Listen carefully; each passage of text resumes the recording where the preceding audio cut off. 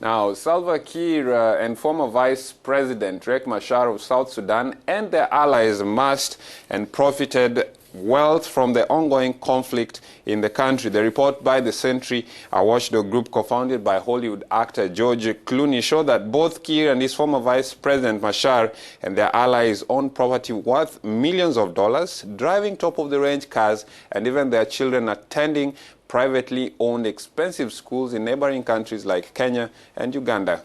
In fact, Robert, the report says, for example, the son of President Salva Kiir, who is 12 years old, already had a 25% shareholding in an oil company founded in February 2016.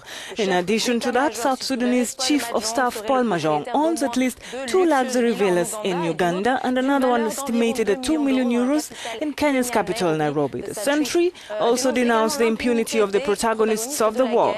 Well, to discuss this with us this morning is Mr. Brian Adeba, Associate Director of Policy Enough Project, who contributed to the research and drafting of this report. Well, we have cited some few elements that emerged from this report. What is the most outstanding conclusion you drew from it?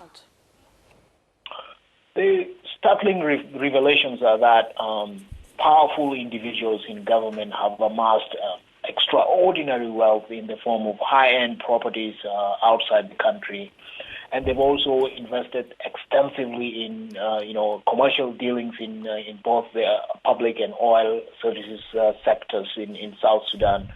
And these powerful individuals include very senior people in the government, including the president and the leader of the rebel movement, and other top officials in the military.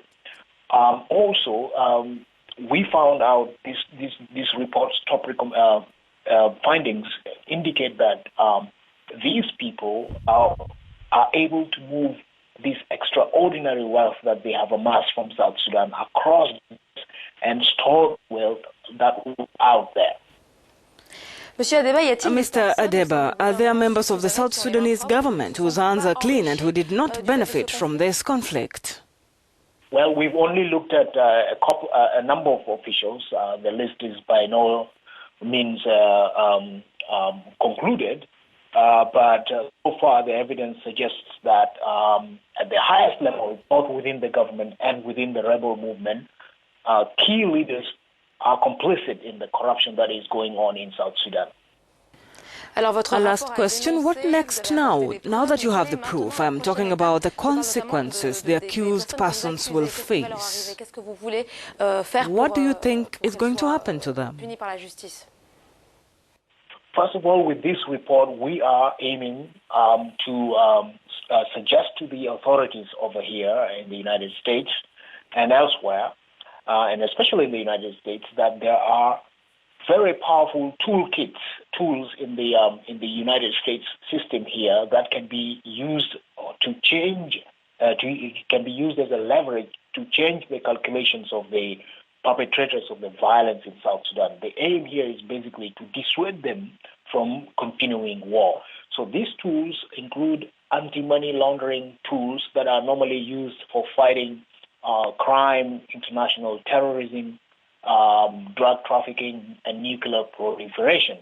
And we're saying that these anti-money laundering tools, if they are used together with a targeted, robust sanctions regime against high-level decision makers and networks of facilitators that help them move about this money, that their calculations towards peace would be enhanced tremendously.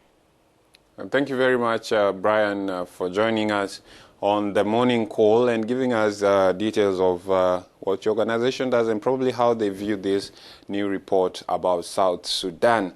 Well, up next,